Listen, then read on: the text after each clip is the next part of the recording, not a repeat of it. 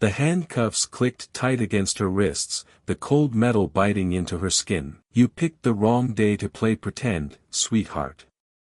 Officer Bradford sneered, yanking Elena out of the first-class leather seat while 50 passengers held up their phones, recording the humiliation. They thought she was a fraud. They thought she was a criminal. But as the officer dragged her toward the jet bridge, Elena didn't scream. She simply looked him in the eye and said, "My father isn't going to like this." Bradford laughed. He didn't know that the phone call he just interrupted didn't just book a seat. It bought the entire airline. And the flight wasn't taking off. It was about to be cancelled by the man who owned the sky. The interior of the Boeing 777 operated by Skywing Airlines smelled of conditioned leather and expensive cologne. It was the scent of exclusivity. For most people, turning left upon entering the aircraft was a lifelong dream, a bucket list moment. For 19-year-old Elena Morrison, it was simply Tuesday. Elena adjusted the noise-canceling headphones over her ears, drowning out the ambient hum of O'Hare International Airport's busy tarmac. She was dressed for comfort, not to impress. She wore an oversized vintage Princeton sweatshirt, black leggings, and worn Converse sneakers. Her hair was pulled back in a messy bun, and her face was devoid of makeup. To the untrained eye, she looked like a college student who might have scraped together enough miles for a lucky upgrade. She settled into seat 1A, the prime spot in the first-class cabin. It was a lie-flat pod with a sliding privacy door, a sanctuary of calm before her flight to Geneva. She pulled a worn paperback copy of The Count of Monte Cristo from her canvas tote bag and opened it, ready to disappear into the story. The piece lasted exactly 4 minutes. "Excuse me, I think you're confused." The voice was shrill, dripping with a mixture of condescension and annoyance. Elena didn't look up immediately, assuming the woman was speaking to someone else. A manicured hand adorned with a diamond ring the size of a knuckle tapped aggressively on the shell of Elena's seat pod. "Young lady," I said, "you are confused." Elena slid her headphones down to her neck and looked up. Standing in the aisle was a woman who looked like she had walked straight out of a catalog for aggressive country club members. She was in her 60s, wearing a tweed Chanel suit that looked stiff enough to crack, clutching a crocodile-skin Birkin bag. Her blonde bob was sprayed into a helmet of perfection, and her face was pinched in a scowl of utter disbelief. "Can I help you?" Elena asked, her voice calm. "You can help yourself by gathering your trash and moving back to economy where you belong," the woman snapped loud enough for the business tycoon in seat 1B to look over his glasses. "This is first class, specifically seat 1, my seat." Elena blinked. She reached into her pocket and pulled out her boarding pass. She checked it, then looked back at the woman. "I'm sorry, ma'am, but my boarding pass says 1A. I think you might be mistaken." The woman, whose name was Margaret Thornton, a name that appeared on several hospital wings and charity galas in the tri-state area, let out a sharp, incredulous laugh. She turned to the passengers behind her, seeking an audience. "Did you hear that? She thinks she has a ticket. It's obviously a glitch or she stole it." Margaret turned back to Elena, her face reddening. "Listen to me, little girl. My husband is a platinum key member with Skywing. We always sit in row 1. I don't know how a diversity quota hire or a lottery winner like you slipped through the cracks, but I am not spending 7 hours across the Atlantic staring at the back of the galley while you dirty up the upholstery." Elena's expression hardened. She had dealt with people like Margaret her entire life. Being the daughter of Victor Morrison, the CEO of Titan Industries and a silent partner in half the logistics firms in the hemisphere, meant she navigated spaces of extreme wealth daily. It also meant she knew exactly how these people operated. I paid for my ticket, Elena said, her voice dropping an octave, becoming cooler. I suggest you check your own boarding pass. Maybe you're in 1F. I am never in 1F. Margaret shrieked.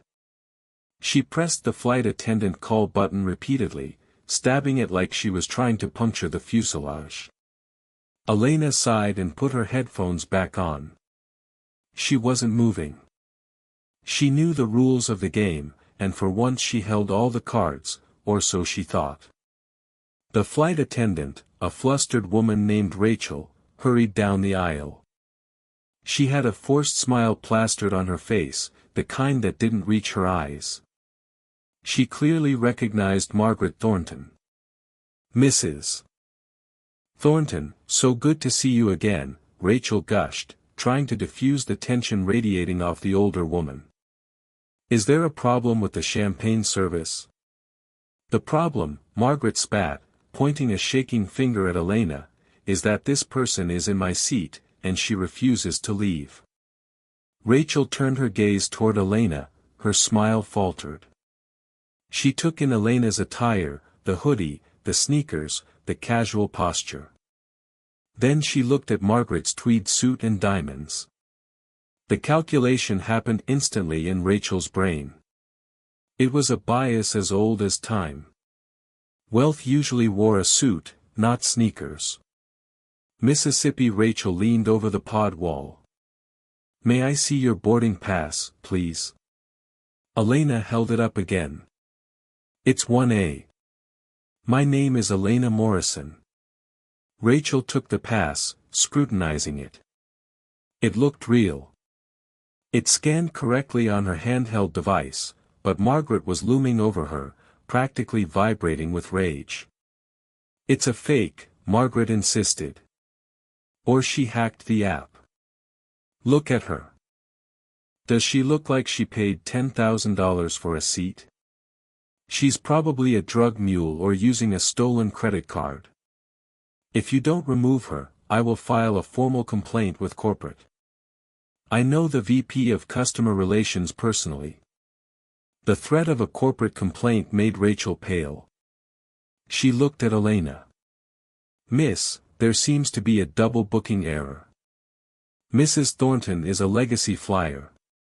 I'm going to have to ask you to gather your things and go where? Elena asked. We have a seat available in Economy Plus. Rachel offered weakly. We can process a refund for the difference in fare later. Elena didn't budge. I didn't pay for Economy Plus. I paid for first class. If there is a double booking and I am already seated, the protocol is to bump the person who hasn't boarded yet or offer a volunteer voucher. You don't kick a seated passenger off because someone else is shouting louder. Don't quote protocol to me, you insolent brat, Margaret yelled. Ma'am, please. Rachel pleaded with Elena. We can't delay takeoff. Mrs. Thornton is very upset. If you just move, we can sort this out on the ground in Geneva. No, Elena said firmly. I purchased this seat. I am staying in this seat. Rachel straightened up, her face hardening. She had lost patience. The plane was fully boarded, and the pilot was waiting for the cabin secure signal. Miss, if you do not comply with crew instructions, that is a federal offense. I am instructing you to vacate this seat. And I am informing you that your instruction is based on bias, not policy. Elena shot back, her heart rate finally starting to climb.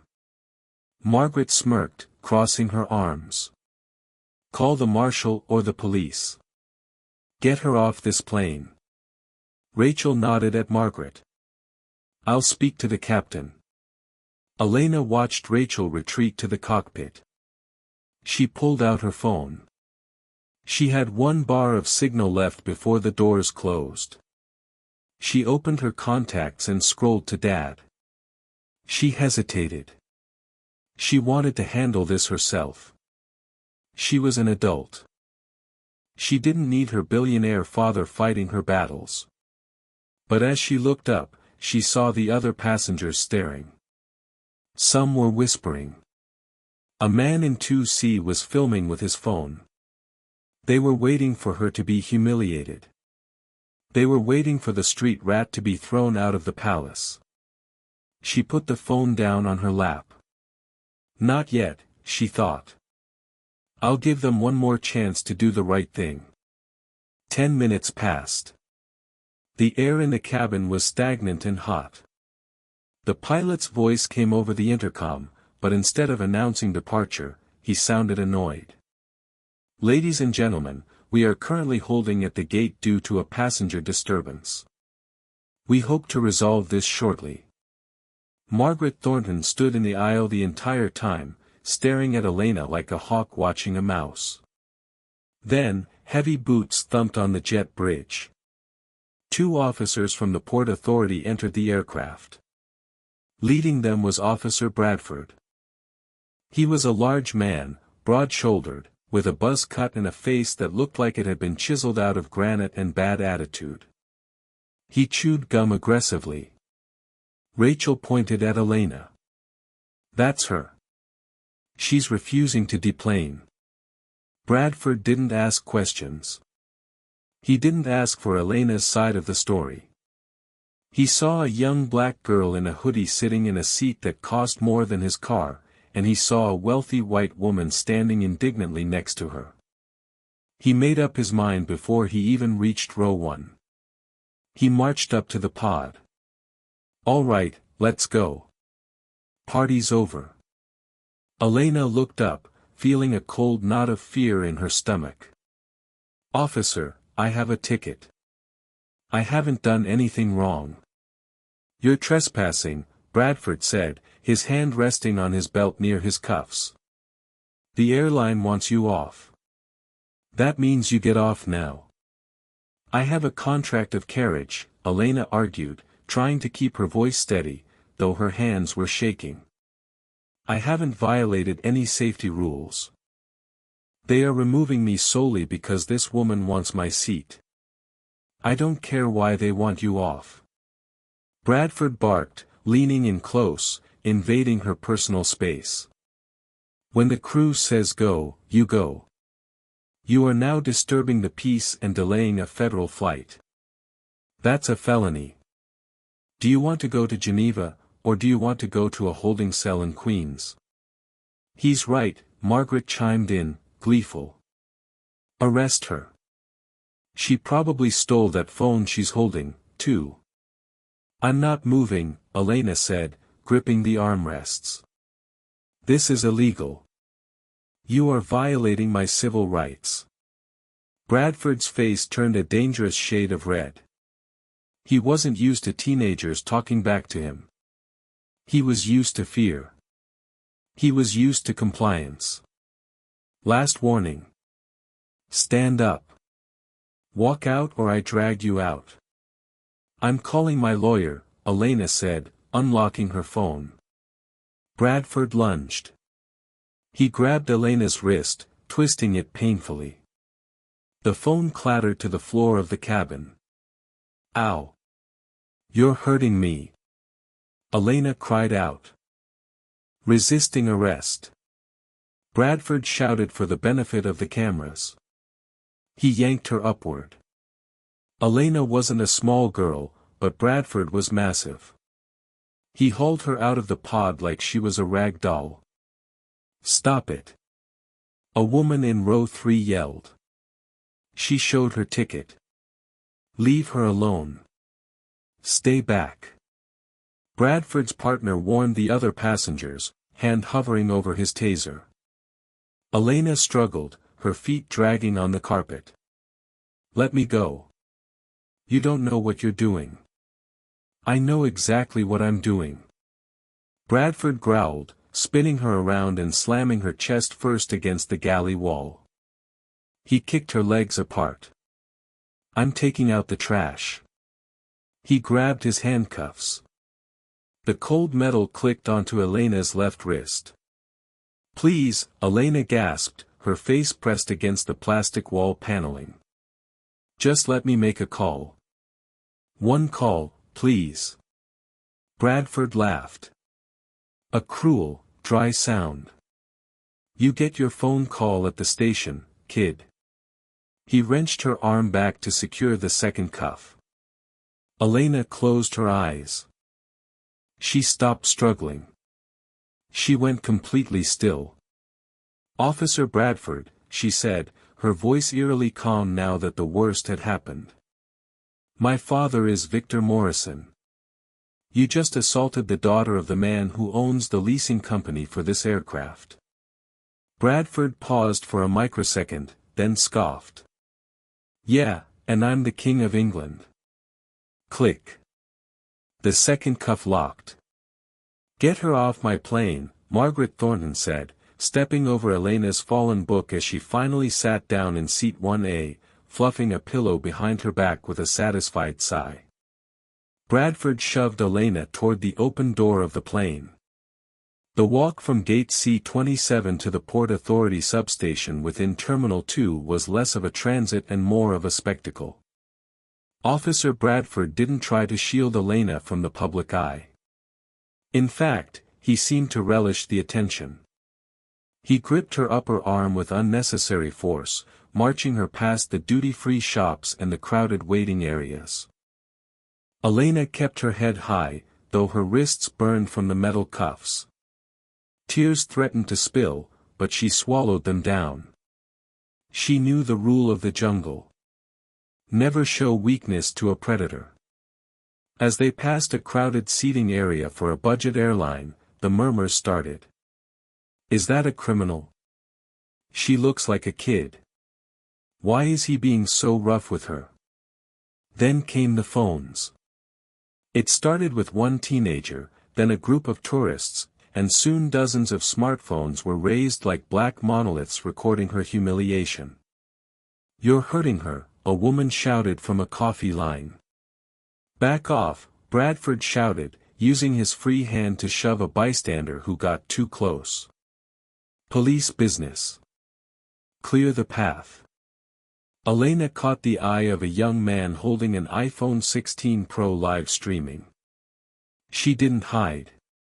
She looked directly into the lens. "My name is Elena Morrison," she said, her voice clear despite the trembling in her chest. "I am being arrested for sitting in a seat I paid for." Bradford jerked her forward. "Shut your mouth. You have the right to remain silent. Use it." But the spark had already been lit. The video hit TikTok within seconds. #O'Hare arrest #flying while black. By the time Bradford shoved Elena through the heavy security doors of the police substation, the video had 5,000 views. By the time he sat her down in the interrogation chair, it had 50,000. The substation was a stark contrast to the luxury of the first-class cabin. It smelled of stale coffee, industrial cleaner, and despair. Bradford uncuffed one of Elena's hands and chained it to the metal table. "Comfortable, princess?" Bradford sneered, tossing his cap onto the desk. He sat opposite her, opening his laptop to begin the arrest report. "Name?" "I already told you," Elena said, rubbing her bruised wrist. "Elena Morrison." Bradford typed it in slowly. "Address, the Penthouse, 520, Park Avenue, Manhattan." Bradford stopped typing. He looked up, a smirk playing on his lips. 520, Park Avenue. Right. And I live in Buckingham Palace. Let's try again. Where do you actually live? The project's in Queens. Maybe a basement in the Bronx. You can check my ID. Elena said it's in my bag which you confiscated. Bradford grabbed her canvas tote bag and dumped the contents onto the table. A paperback book, a stick of lip balm, a wallet, and a set of keys with a heavy distinctive fob, the crest of a Maserati. Bradford frowned at the keys. He picked up the wallet. It was a simple leather holder, but the leather was soft, expensive calf skin. He flipped it open. He pulled out the ID. Elena Morrison, address 520, Park Avenue. He frowned deeper. He dug behind the ID and pulled out a credit card. It wasn't plastic. It was made of black anodized titanium. The American Express Centurion card. The black card. The kind of card that didn't have a credit limit, the kind you couldn't apply for. You had to be invited. Bradford's gum chewing slowed. He looked at the card, then at the girl in the hoodie. Stolen, he muttered, trying to convince himself. Definitely stolen. Swipe it, Elena challenged him. Run my name in the system. Check the legacy database. Do your job, Officer Bradford. Just then, the door to the interrogation room banged open. A sergeant, a thick-set man named Patterson, with graying hair and a weary expression, stormed in. He was holding a tablet, and his face was pale. Bradford, Patterson barked. What the hell is going on? Just processing a 1015 surge. Disorderly conduct, trespassing on an aircraft, resisting arrest. Suspect is uncooperative, carrying stolen credit cards. Patterson walked around the table and looked at Elena. Then he looked at the paused video on his tablet. He looked back at Bradford with eyes wide with panic. Stolen? Patterson hissed. Bradford, you idiot. Twitter is melting down. Do you know who she is? Some loudmouth kid who wouldn't leave first class. She's Victor Morrison's daughter. Patterson shouted, slamming the tablet onto the table. Victor Morrison, the CEO of Titan Industries, the man who just donated $3 million to the Police Athletic League last month. Bradford froze. The blood drained from his face, leaving it a sickly shade of beige.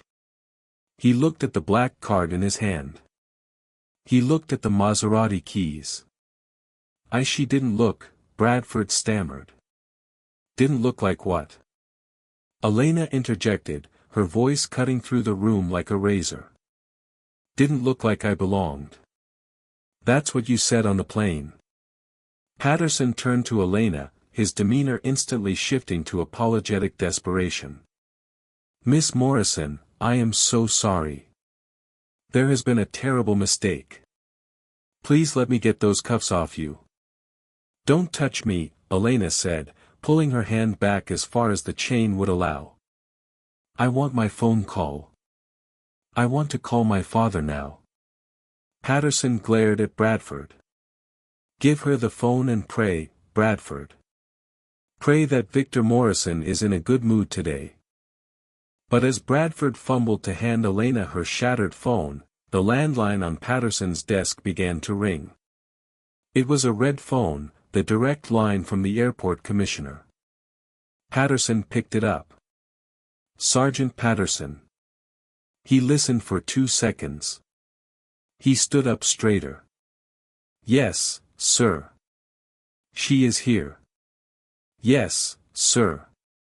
We are understanding the gravity of the situation. Who is on the line? Patterson's eyes went to Elena. He swallowed hard. Put him through. He handed the receiver to Elena. It's for you. Elena took the phone. Hello, Elena. The voice on the other end was deep, calm, and terrifyingly cold. It was a voice that moved markets and toppled competitors. Are you hurt? I'm okay, Dad. My wrist is bruised. They dragged me off. There was a silence on the line that felt heavier than the arrest itself. Stay there, Victor Morrison said. I'm 10 minutes away. And Elena? Yes. Watch the window. On board Skywing Flight 603, the atmosphere was one of relieved tension. The troublemaker was gone. The flight attendants were busy pouring vintage Dom Perignon for the first-class cabin to apologize for the delay. Margaret Thornton was reclining in seat 1A, the seat she had conquered. She posted a selfie on Facebook holding her champagne flute with the caption, "Justice served. Unruly passenger removed. Finally off to Geneva. First-class life." The plane pushed back from the gate. The safety video began to play. The massive engine spooled up. A deep vibration running through the floor. Margaret closed her eyes, ready for the takeoff roll. The plane taxied toward runway 28L. They were third in line for departure. Margaret felt the plane turn, preparing to align with the runway. And then silence. The engines didn't roar to full power. They spooled down. The hum of the air conditioning faltered. The plane came to a shuddering halt right on the taxiway. Passengers murmured. Margaret opened her eyes. Now what? She groaned. More delays. The captain's voice crackled over the intercom. He sounded different than before, confused, shaken. "Ladies and gentlemen, this is Captain Harrison. We have been ordered by air traffic control to hold our position. We are experiencing an unexpected administrative issue. Please remain seated." In the cockpit, Captain Harrison was staring at his radio panel in disbelief. He wasn't just being held by ATC. He was being grounded by the tower supervisor, the FAA regional director, and a voice from Skywing corporate headquarters all at once. "Say that again, Tower," Harrison asked.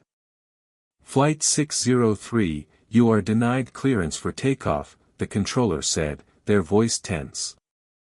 "Repeat, denied clearance. You are ordered to return to the gate immediately. Do not, I repeat, do not attempt to take off." "Why?" Harrison demanded. "We are cleared. The schedule is tight." "Captain," a new voice cut in. It was the Skywing Chief of Operations. "Turn the plane around, Harrison." "Now, what is going on?" "The lease on your aircraft has been suspended."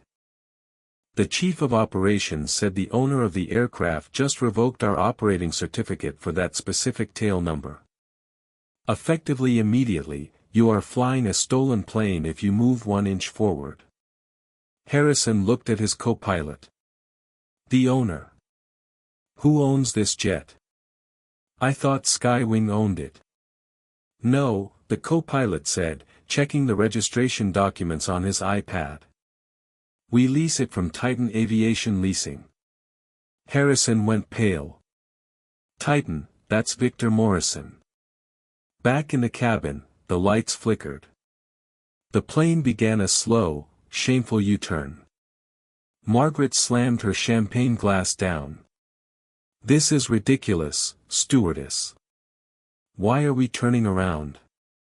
Rachel, the flight attendant, looked pale.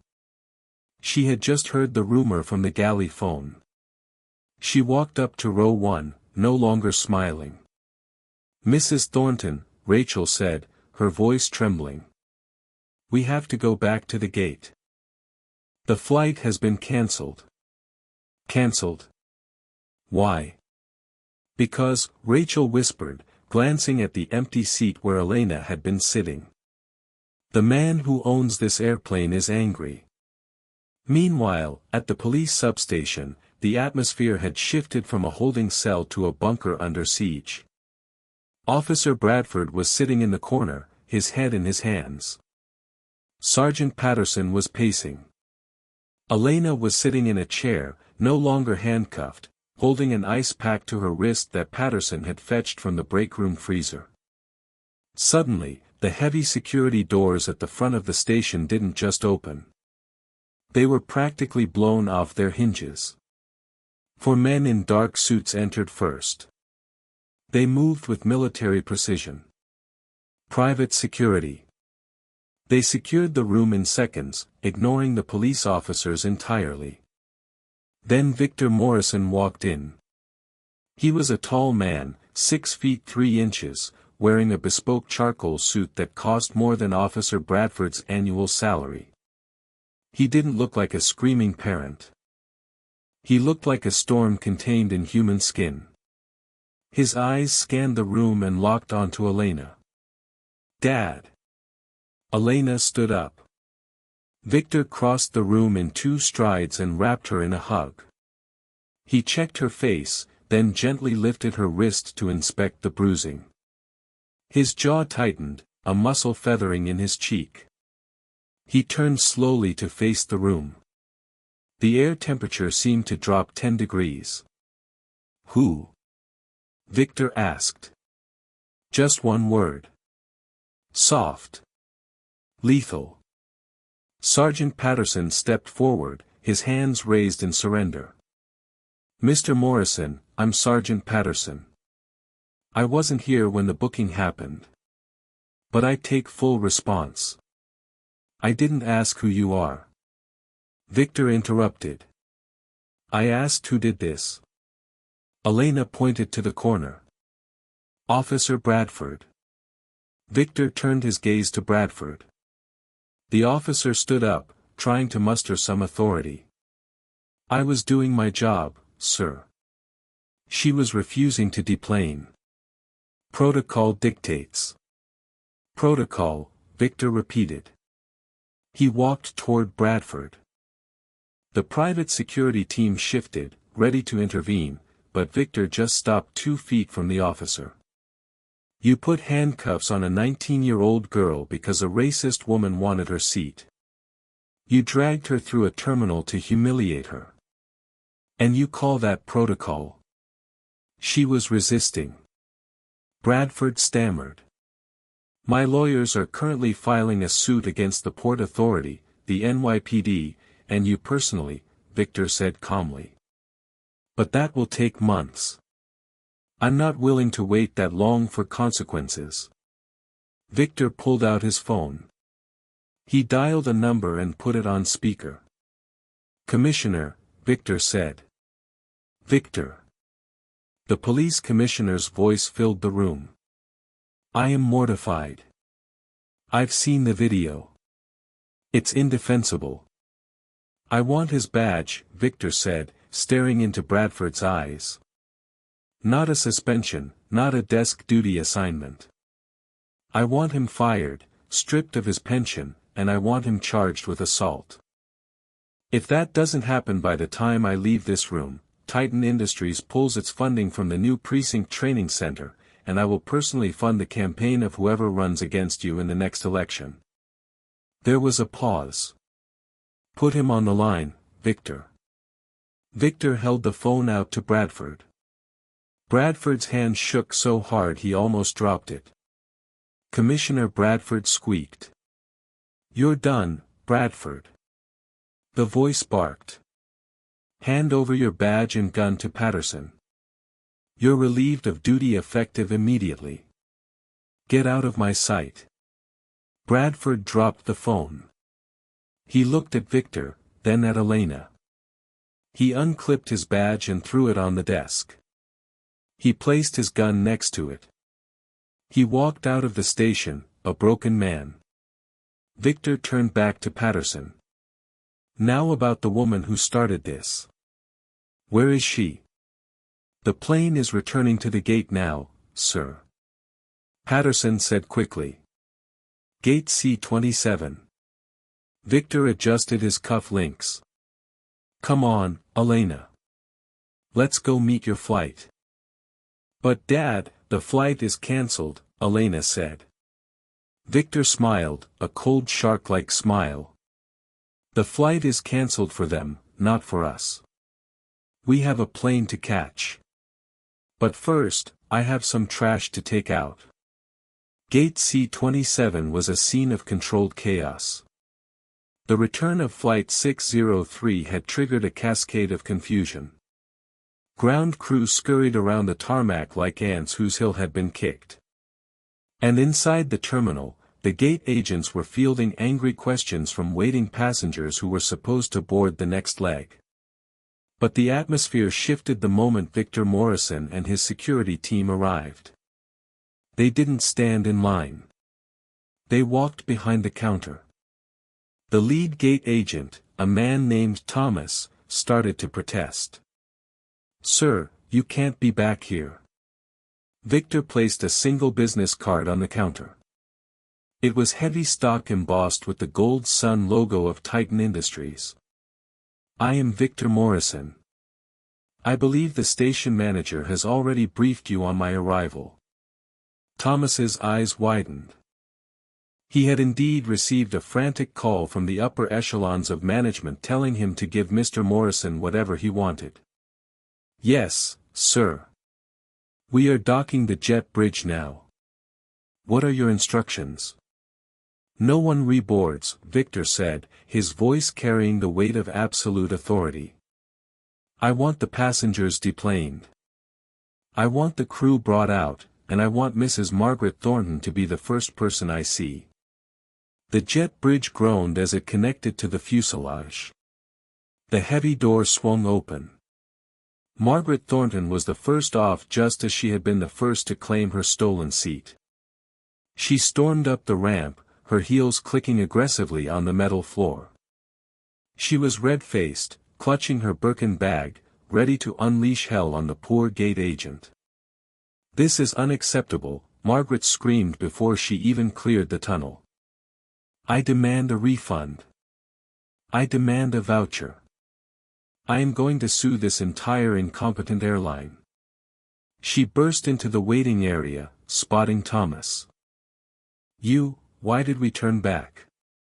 "The pilot said the owner recalled the plane." "Who is this idiot owner?" "That would be me." A deep voice rumbled from behind the counter. Margaret froze. She turned to see Victor Morrison standing there looking like a titan in a tailored suit. Next to him, holding an ice pack to her wrist, was the girl in the hoodie. The street rat. Elena. Margaret blinked, her brain struggling to compute the image. "You? Who are you?" "Her probation officer."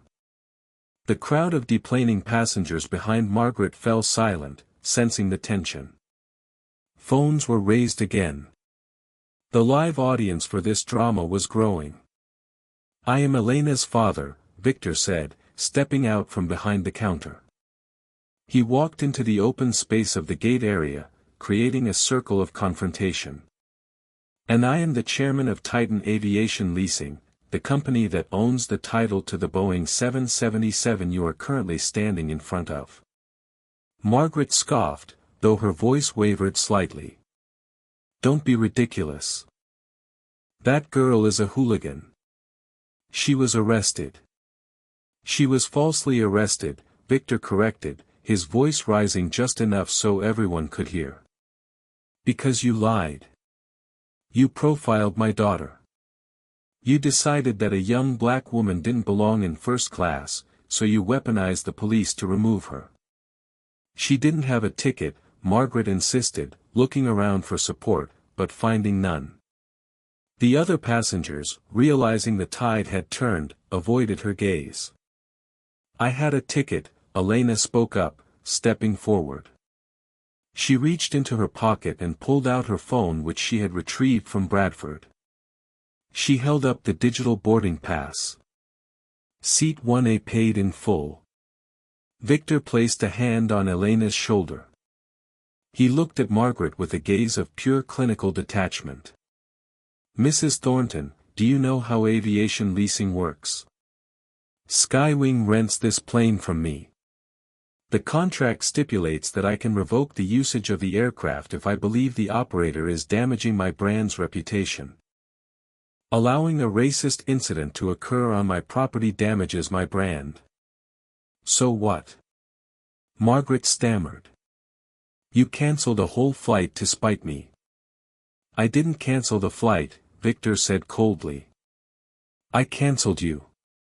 He turned to Thomas, the gate agent. What is Mrs. Thornton's status? Thomas typed furiously. Sir, per the directive from corporate headquarters we received 2 minutes ago. Mrs. Thornton's frequent flyer account has been terminated. Her return ticket is voided. She has been placed on the permanent no-fly list for Skywing and its partner alliances. Margaret's jaw dropped. You can't do that. My husband is a platinum member. We have millions of miles. Not anymore, Victor said. And speaking of your husband, Richard Thornton, correct? CEO of Thornton Logistics. Margaret turned pale. How do you know my husband? I know him well, Victor said, checking his watch.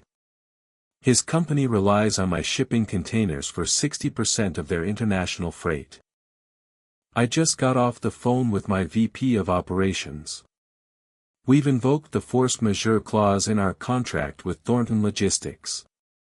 We're pulling our containers effective immediately. Margaret staggered back as if slapped. You're destroying his business because of a seat. No. Victor leaned in, his voice dropping to a terrifying whisper. I am destroying his business because you hurt my daughter. You thought you could crush her because she had no power. You forgot to check if she had backup. Just then, Rachel and the flight crew walked off the jet bridge looking terrified. Victor straightened up. And you must be Rachel. The flight attendant flinched. Sir, Mrs. Thornton insisted. I was just trying to keep the peace. You chose the path of least resistance instead of the path of what was right. Victor said, you let a paying passenger get assaulted to appease a bully. Skywing has informed me that you are suspended pending an investigation. I suggest you start updating your resume. I hear the train companies are hiring.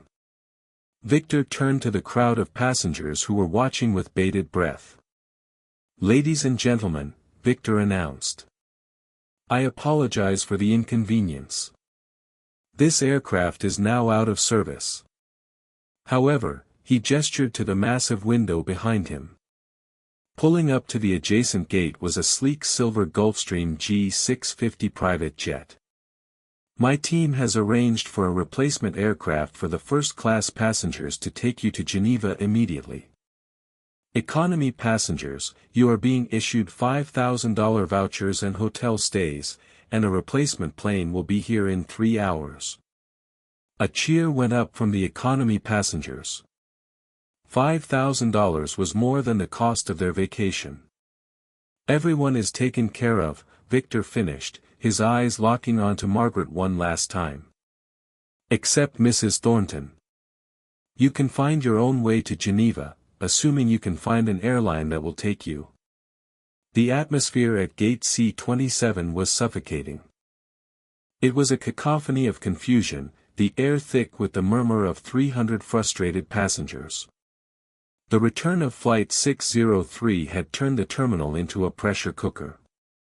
Grounded crew in neon vests sprinted across the tarmac like ants whose heel had been kicked, while inside overwhelmed gate agents were drowning in a sea of complaints about missed connections and ruined vacations.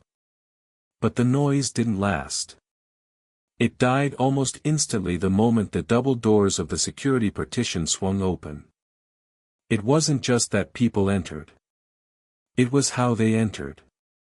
For men in dark, perfectly tailored suits moved in a diamond formation, their eyes scanning the perimeter with the cold precision of Secret Service agents.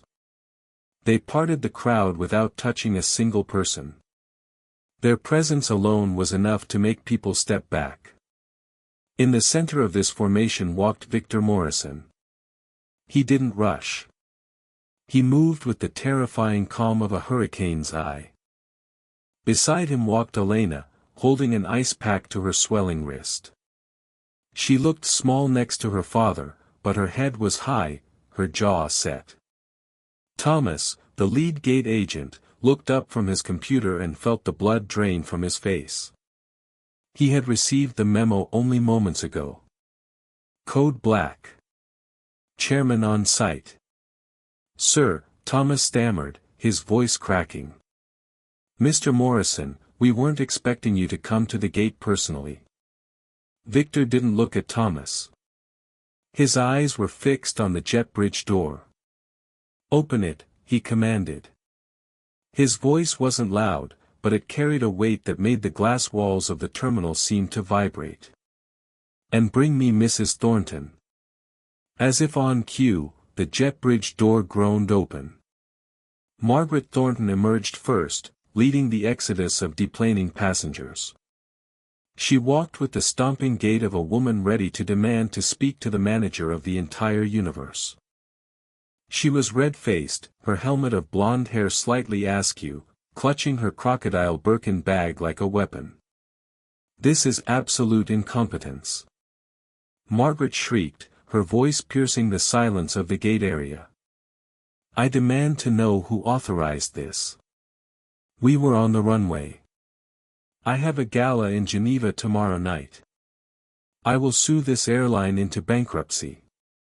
She stormed past the threshold and into the waiting area, her eyes locking onto the first authority figure she saw.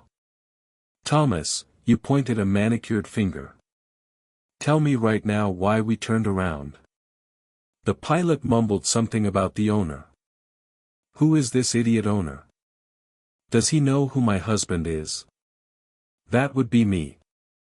A deep baritone voice rumbled from the center of the room. And I don't care who your husband is. Margaret froze. She spun around, her heels screeching on the linoleum. She saw Victor Morrison standing there looking like a titan carved from granite. And then she saw Elena, her eyes narrowed into slits. You. She let out a shrill, incredulous laugh. What is this? Did your parole officer come to pick you up, dear? A gasp rippled through the crowd. Dozens of phones were raised, capturing the moment in high definition. Victor took one step forward. The air temperature seemed to drop 10 degrees. Mrs. Thornton, he began, his tone clinically detached. I am Victor Morrison, chairman of Titan Aviation Leasing. The Boeing 777 behind you. The one you were so desperate to fly on. I own it. I own the engines, the fuselage, the seats, and the air you were breathing inside it. Margaret blinked, her brain struggling to process the information. You own the plane. Skywing rents it from me. Victor continued, his voice smooth but lethal. And my leasing contracts have a very specific clause regarding reputational damage. You see, Mrs. Thornton, when a racist incident occurs on my property, it damages my brand, and I protect my brand with extreme prejudice. Margaret scoffed, trying to regain her footing. She smoothed her tweed suit, attempting to look unimpressed. Don't be dramatic. It wasn't a racist incident. It was a security issue. That girl, your daughter or whoever she is, didn't belong in first class. She looked like a thug. She had a ticket. Victor said she looked suspicious. Margaret shouted, doubling down. I did everyone a favor. My husband, Richard Thornton, is a platinum key member. He spends millions with this airline. If you know what's good for you, you'll apologize to me and get me another plane immediately. Victor smiled. It was a terrifying expression. A shark sensing blood in the water. He reached into his jacket pocket and pulled out his phone. He didn't break eye contact with Margaret. Richard Thornton. Victor mused. CEO of Thornton Logistics. Yes, I know him. His entire fleet of transatlantic shipping relies on containers leased from Titan Industries. Margaret's arrogance faltered for the first time. What? Victor tapped the screen. He put the phone on speaker and held it up. The other end rang once. "Mr. Morrison." A voice answered immediately. It was Victor's VP of Operations. "Daniels," Victor said loud enough for the entire gate to hear. "Execute the force majeure clause on the Thornton Logistics contract effective immediately." "Sir." Daniels sounded hesitant. "That's 60% of their supply chain. It will destroy them. They'll miss their Q4 targets by Friday. Their stock will tank." "I didn't ask for a market analysis, Daniels," Victor said coldly. "I said, execute the kill switch. Pull every container we own. If their cargo is on our ships, offload it at the nearest port and leave it on the dock. I want Thornton Logistics non-operational by sunset." "Understood, sir. Initiating now." Victor ended the call. He looked at Margaret. Her face had gone from red to a sickly shade of gray. Her mouth opened and closed like a fish on dry land. "You can't," she whispered. "That's Richard's life. That's our money." "You cost my daughter her dignity," Victor said, stepping closer, towering over her. "So, I cost you your fortune. Consider it an exchange rate." Margaret looked around for support, but the crowd had turned on her. The passengers, who had previously been annoyed by the delay, were now looking at her with open disgust. The audience she had courted on the plane was now judging her. Just then, Rachel, the flight attendant, who had sided with Margaret, walked off the jet bridge. She looked pale, her hands trembling. She saw Victor and stopped dead in her tracks. "And you, Victor," turned his gaze to her. "You're the one who called the police, sir." Rachel stammered, tears welling in her eyes. Mrs. Thornton was very insistent. "I was just following the customer service protocol." "You confused customer service with servitude," Victor interrupted. "You allowed a paying passenger to be assaulted to appease a bully because you were too cowardly to check a ticket." "I've already spoken to the CEO of Skywing. You're suspended, pending a termination review. I suggest you update your LinkedIn profile, though I doubt anyone in aviation will hire you after today." Victor turned his back on them. He faced the crowd of confused, weary passengers. His demeanor shifted instantly from executioner to benevolent leader. "Ladies and gentlemen," his voice boomed. "I apologize for the disruption to your travel plans because this aircraft is now a crime scene. It is out of service." Groans of despair erupted from the economy passengers. However, Victor raised a hand. "I don't believe innocent bystanders should pay for the sins of the guilty. My team is currently printing vouchers for every economy passenger here. $5,000 in compensation, plus a full refund and hotel accommodations for the night." The groans turned into gasps, then cheers. $5,000 was more than most of them made in a month. For the first-class passengers, Victor gestured to the massive window behind the desk. "A replacement aircraft has been arranged." Outside, pulling up to the adjacent gate was a magnificent Gulfstream G650ER. It was sleek, silver, and looked like a spaceship compared to the commercial airliner. "That will take you to Geneva," Victor said. "Open bar, of course." He turned back to Margaret, who was now standing alone, isolated in the middle of the floor like a pariah.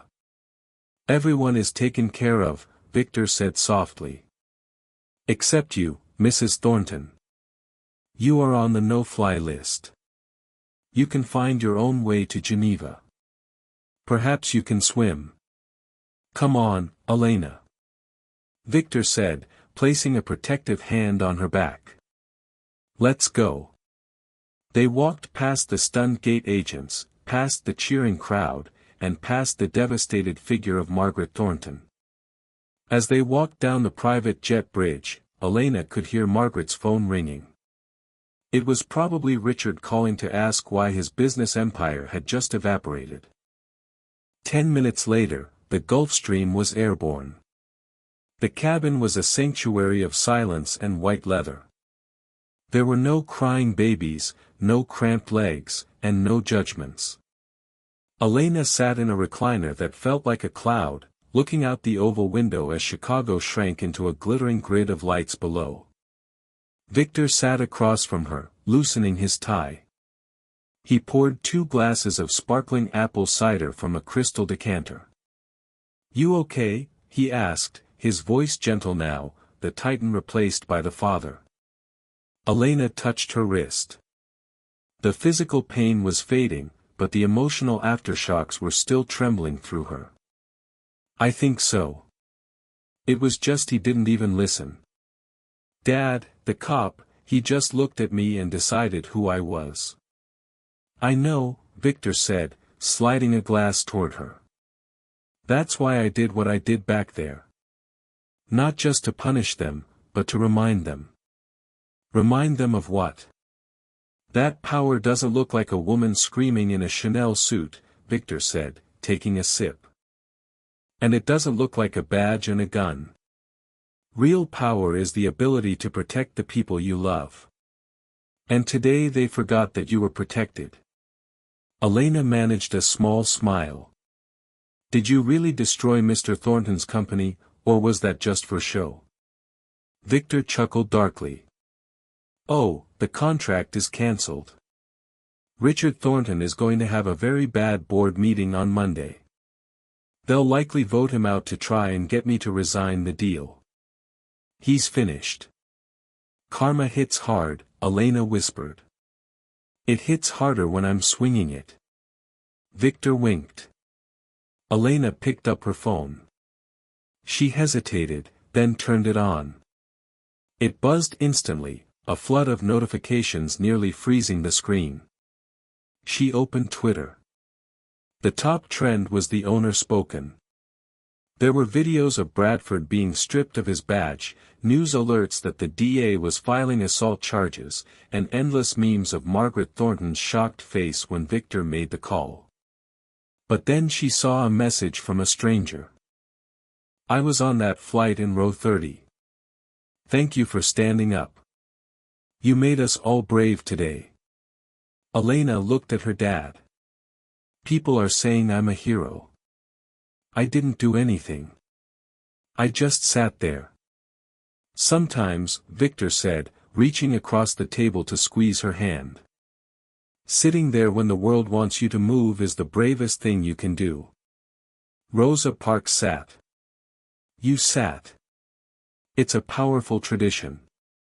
Elena looked out the window again at the deep blue twilight of the stratosphere. She wasn't just a girl in a hoodie anymore. She was a Morrison.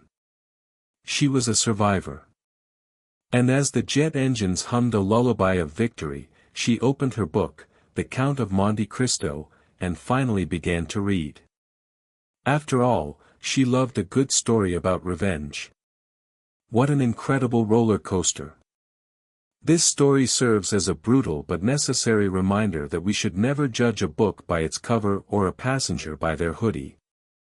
Margaret Thornton and Officer Bradford made the fatal mistake of assuming that different meant powerless. They thought their status gave them the right to bully a young girl. But they learned the hard way that true power moves in silence. Elena showed us that dignity is a quiet strength, while her father showed us that karma sometimes arrives in a private jet to settle the score. It's a lesson that money might buy a first-class ticket, but it can't buy class, and it certainly can't buy you out of the consequences of hate.